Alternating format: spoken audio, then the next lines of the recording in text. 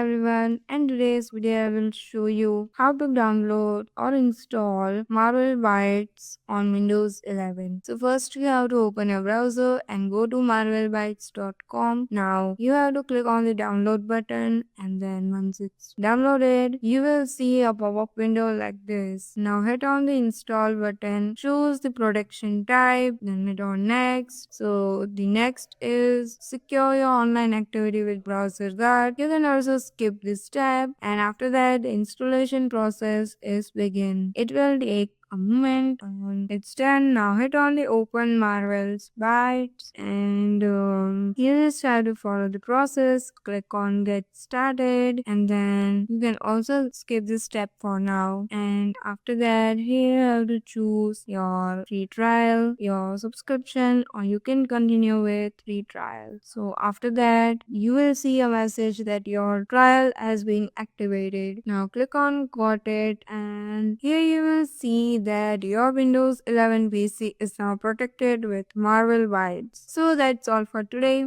Thank you for watching.